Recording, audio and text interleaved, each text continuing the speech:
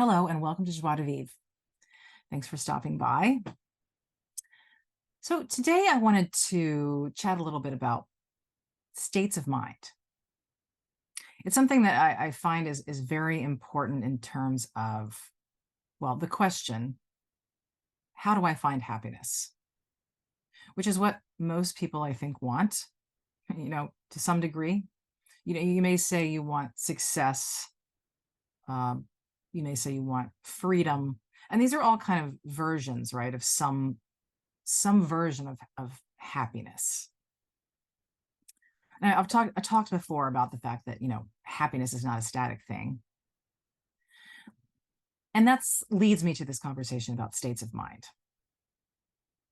Because it really isn't about what state of mind you're in at a particular moment, if you know that you always have access to states of mind that include peace, freedom, abundance, happiness, contentment, joy. Because I think the problem for most people is they don't realize that they always have access to that. They think that happiness or joy or freedom or whatever it is something they have to chase. It's something they have to seek. And what I'm telling you is that these states of mind are available to you all the time. Now, something in the West, I think, that is a bit of a trap for us versus people in other cultures, whether it's the East or just other parts of the world, is that we have become very accustomed to respecting particular states of mind and not others. So we tend to listen a lot to the voices in our heads, which are often the intellect, the voices of the intellect, the voices of the ego, whatever term you want to give to those voices, right? The voices of logic and reason. Now, the voices of the intellect, definitely are important. They have their place. But when we find ourselves in our intellect a lot of the time, trying to solve our big life problems from that place, what ends up happening is we end up stressing ourselves out. We're doing a kind of problem solving that isn't actually applicable to the problems, what we see as the problems in our lives. So an example would be, why am I not more successful? So we try to logic through that. Like, why am I not successful? Why am I not getting the promotion? Or why am I struggling at work? Or why is my business not taking off? Or whatever the question is, the problem, the perceived problem. And so we grind on these matters, and we try to find the problem in the intellect so that we can get to solving it, work out a plan, follow the plan, solve the problem. So the number one problem there is that there's no solution in the intellect. That's actually not where solutions come from, believe it or not. A lot of great things come from the intellect, but not solutions to problems. Now, you may argue with me there, but I would say, experiment with that. Because where solutions tend to come from are from insight, which is not an intellectual process per se. The intellect works on analysis and classification, categorization, etc. But insight comes from somewhere completely different. You could call it, the intuitive part of the brain, or the right side of the brain. It tends to come out of the blue, and it may come after you have been thinking about a problem, but usually when you walk away. So you may start to think like, well, there's a cause and effect there, right? I was grinding on the problem and then I got the answer.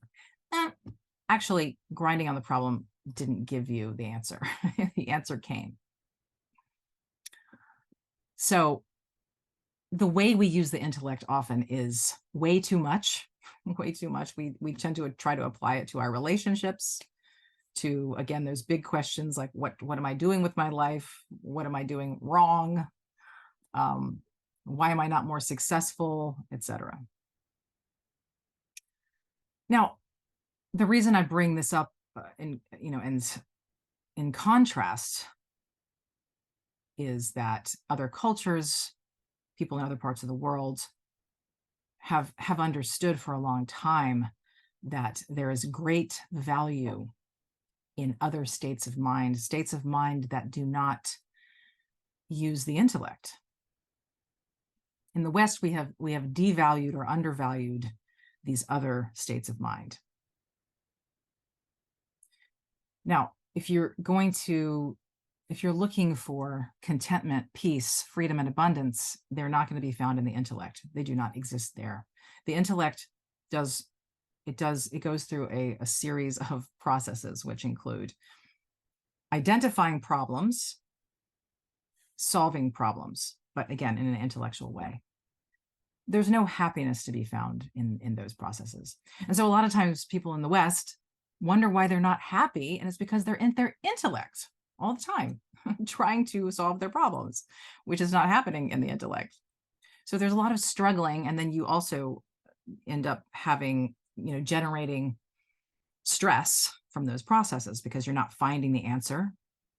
And then the stress response starts getting involved, and pretty soon you're in an overthinking, stressful mindset a lot of the time. And it's self-created, not intentionally, obviously, not your fault, but we're doing it to ourselves without realizing it. So these other states of mind, in the West, we have started to see the benefits of things like yoga and meditation.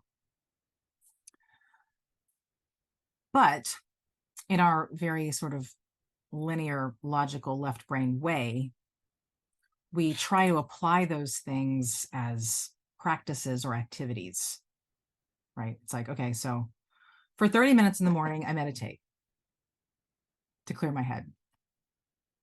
But then we leave it. We leave the meditative state and we go back into our intellect. And so it's not that that's not valuable, because it is. Even for that 30 minutes, if you're experiencing your world in a different way, that's valuable. But what's even more valuable is allowing yourself to be in these other states of mind more of the time during the day.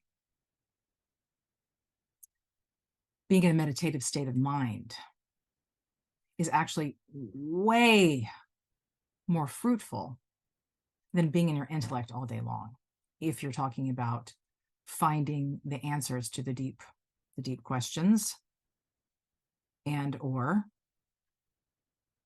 experiencing peace and well-being more of the time. Now, the thing is, because, and this is what I'm saying, like, peace and well-being are available at any moment. When we stop thinking about our problems, we keep ourselves in our problems. We actually make up the problems. We do.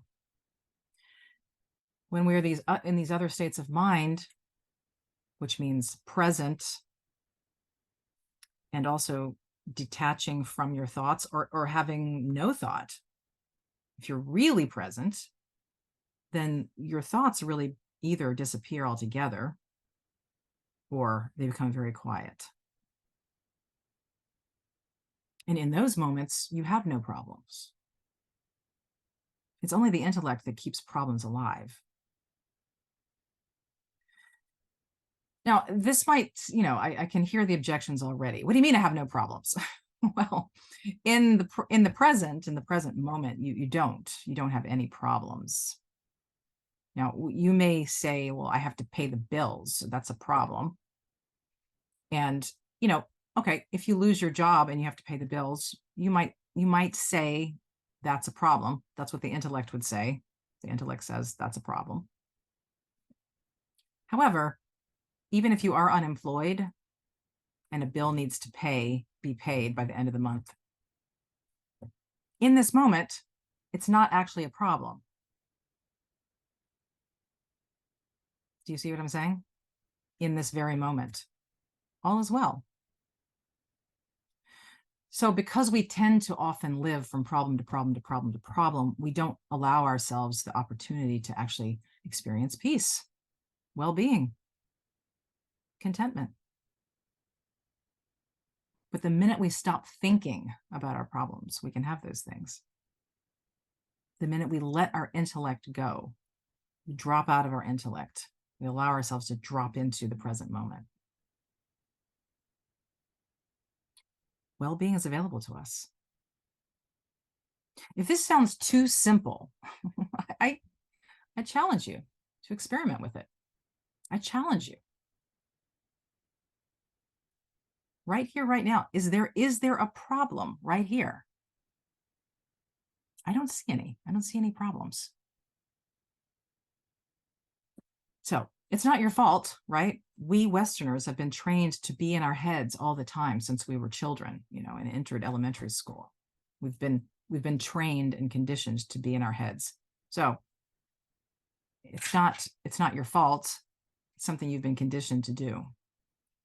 But if you experiment with it, it can actually create a great sense of relief to know that you, at any moment, you don't have a problem.